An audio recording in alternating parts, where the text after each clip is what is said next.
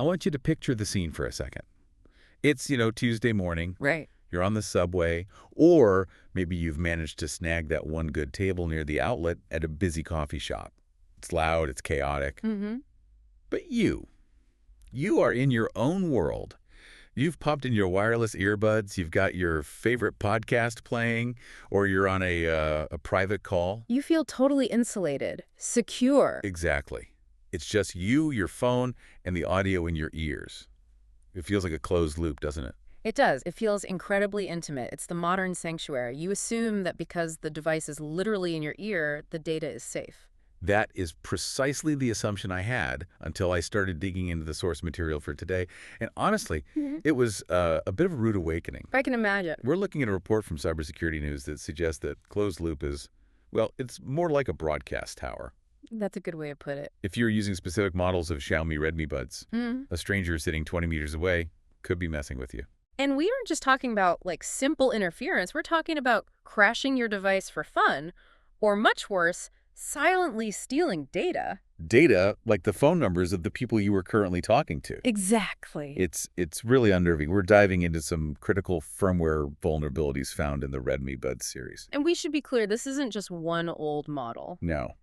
For anyone listening and checking their pockets right now, this affects a huge range from the Redmi Buds 3 Pro all the way up to the Redmi Buds 6 Pro. Which is millions and millions of units out in the wild. This is a massive footprint. Right. And what gets me is the very idea of it.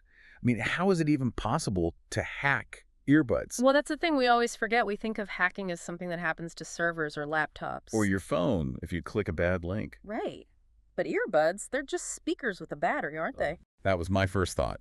They play music.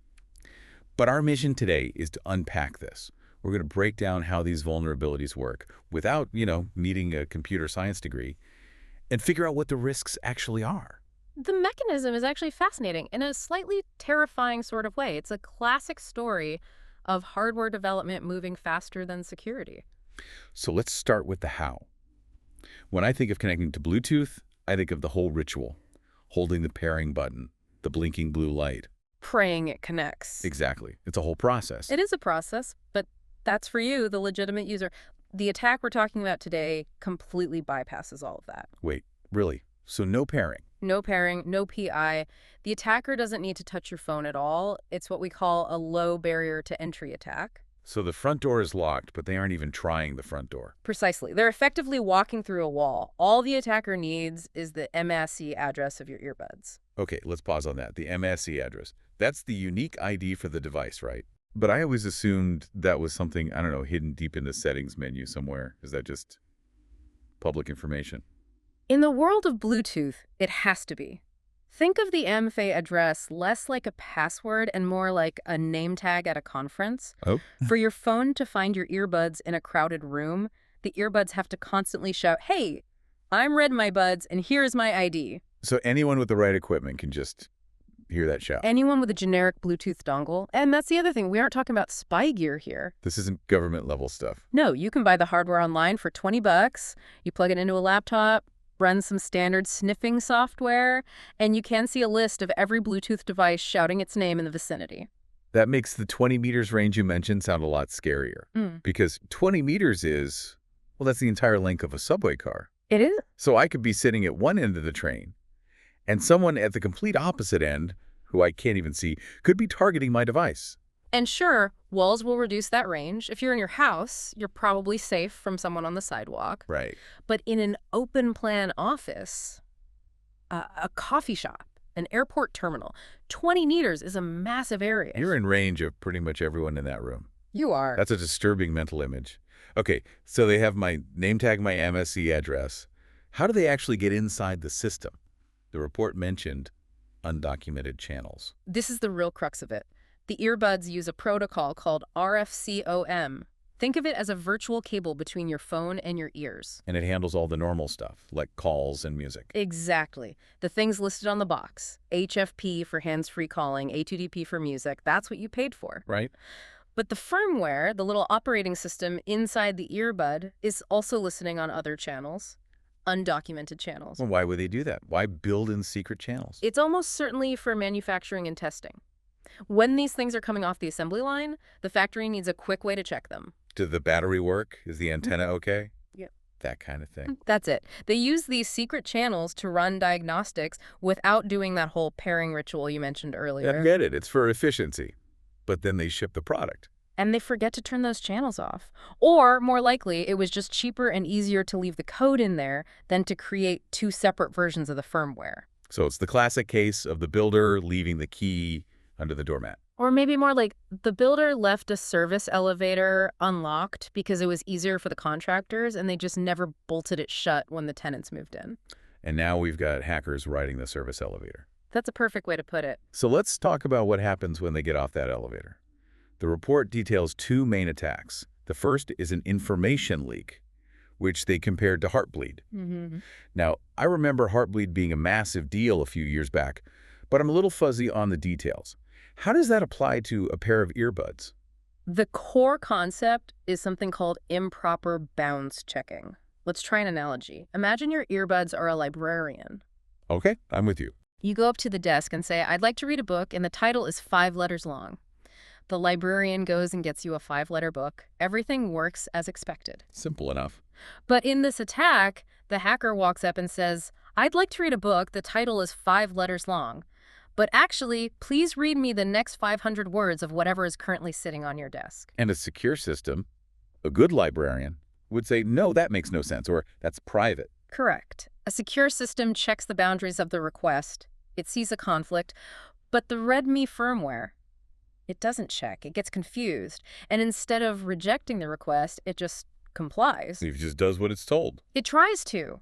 It reads from what's called uninitialized memory, basically whatever random data is hanging around in the system's memory right next to where it was looking. And it sends that data back to the hacker. It returns up to 127 bytes of data at a time. 127 bytes. I mean, that sounds tiny. That's less than a tweet. Why should I be worried about that? Because of what can be inside those 127 bytes, the researchers found that this memory pool is like a messy desk. It's full of scraps of data from what the earbuds are currently doing. And if you're on a phone call? If you're on a phone call, that desk is covered in sticky notes with metadata about that call. Sticky notes like phone numbers. Exactly. The researchers specifically found that they could reliably scrape the phone numbers of active call peers. Whoa. Okay, let's play that out. I'm on a confidential call with a business partner. Or maybe a source for a story. Or just a private family matter. Your phone sends that number to the earbuds to handle things like call waiting. It sits in memory just for a moment. And in that moment, the hacker sends this weird request, grabs 127 bytes, and gets a chunk of that number. And then they do it again and again, packet by packet. And I have absolutely no idea this is happening. None whatsoever. Your call doesn't drop. The audio quality doesn't change. It is a completely silent data extraction. That is just, it's a profound privacy violation from a device that costs, what, 50 or 60 bucks? It really drives home the point that these are not just simple speakers. They are IoT devices, Internet of Things. And this is the problem with IoT, isn't it? We put chips in everything. Yeah. From light bulbs to earbuds, but we rarely secure them with the same rigor as our computers. That's the plague of IoT. Security is often an afterthought. So that's the silent threat. But there's a second vulnerability, and this one sounds much more aggressive. The crash. Right. CVE-2025-13328. This is a classic denial of service, or DOS, attack. So this is the one that forces the device to just shut down. Yes. The mechanism is similar. The attacker is still using those open, undocumented channels, but the intent is totally different. Instead of asking for data, they're just shouting at it. That's a great way to think about it. They flood the system with legitimate-looking commands. They send thousands of status check or test commands in a fraction of a second. But you just overwhelm the system. It's pure resource exhaustion. The little processor inside the earbud has a queue of things to do. The attacker fills that queue instantly. The firmware panics, runs out of memory, and crashes. And when it crashes, the audio just cuts out. Instantly. Dead silence. Okay, let's talk about the user experience here, because this would drive me absolutely insane. It's incredibly frustrating. I'm on the train, my music cuts out. My first thought isn't, I'm being hacked. My first thought is, ugh, stupid Bluetooth. Of course. You think it's just a random glitch. So I pull out my phone, I tap the screen to reconnect. Does that work? Nope. The firmware has crashed. The operating system inside the earbud is dead. It's totally unresponsive to your phone. So I have to reset them. And this is where the real nuisance factor kicks in. Yeah. You can't just hold a button on the earbud to reset it. Oh, no. The source is very clear on this. To restore functionality, you have to physically place the earbuds back into their charging case. Oh, that is brutal. Had you ever tried to do that on a packed rush hour train? It's the worst. You're digging the case out of your bag. You take the buds out of your ears. You inevitably drop one because they're tiny and slippery. You wipe it off. You put them both in the case, close the lid, wait for the little light. Then you take them back out. You put them back in your ears, they reconnect, you finally press play on your music. And then? And then the attacker, who is still sitting 20 meters away watching you struggle, just hits send again. And crashes them immediately. Instantly. That is just, it's pure griefing. I mean, sure, you could use it to disrupt someone's important call, but that just sounds like someone wanting to watch the world burn. It's a persistent disruption. You effectively brick the device for as long as you're in that attacker's vicinity. It turns a piece of technology you rely on into a useless piece of plastic. Yeah. Wow. Okay, so we have silent data theft and this infinite crash loop. We should definitely give credit to the people who found this. Absolutely. This research comes from a team. Chuning Lee, Zhuang Ryu, and Hezhou Li. They did the hard work of reverse engineering the firmware to find these flaws. So knowing all this, it's January 2026. Xiaomi is a huge global company. These are incredibly popular devices. Surely there's a patch by now. You would certainly hope so. But as of the publication of this report, Xiaomi has not provided any public statement. Nothing?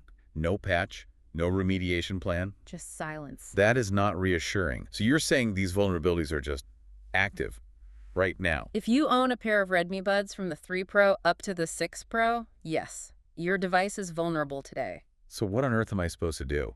If I own these, do I just throw them in the trash? You don't have to go that far, but you do have to change how you think about them. Since we can't patch the code ourselves, we can't close that service elevator, we have to change our behavior. Let me guess. The advice is to turn off Bluetooth when I'm not using them. It's the only 100% effective defense. If Bluetooth is off, they can't be targeted. I have to say, that feels so retro, like telling someone to unplug their router at night. It kind of defeats the purpose of always-on convenience. It does. But the more practical advice is to just be aware of your context. What do you mean context? If you are sitting alone in your apartment, the risk is practically zero. No one is within that 20-meter range. But if you're at an airport, a tech conference, a busy train station, The danger zone. that's exactly it. In those high-density environments, maybe take the confidential business call on your handset. Don't rely on the security of the earbuds because we now know it can be bypassed. It really changes how you look at these gadgets. We have this blind trust in them. I wouldn't connect my laptop to a shady open Wi-Fi network at a cafe. No way. But I'll stick these little computers directly into my ears and just assume they're impenetrable. It's a psychological trick. Because they're small and because they don't have a screen, we don't treat them like computers. But they are. They have an operating system, they have memory, and they have bugs. So to recap for everyone listening, we have a Heartbleed-style bug that can silently scrape phone numbers from your active calls. And we have a crash bug that can lock you in an endless, frustrating reset loop. And as of right now, there's no fix from the manufacturer. That's the reality. You know, there's one thought that's been nagging me since we started talking about those factory mode channels. You said they were likely for testing, for auxiliary services. That's the standard industry assumption, yes. It just makes you wonder, though. If our devices are listening on channels they aren't supposed to be, for services we don't even know exist, what else might they be broadcasting? If the door was left open for the factory tester, who else might have a key? That is the million-dollar question, isn't it? And as we keep adding more smart devices to our lives, glasses, watches, rings, that potential attack surface is only getting bigger. Something to think about the next time you pop your earbuds in on the train. Maybe take a look around and see who's sitting 20 meters away. Thanks for listening to The Deep Dive. Stay safe out there.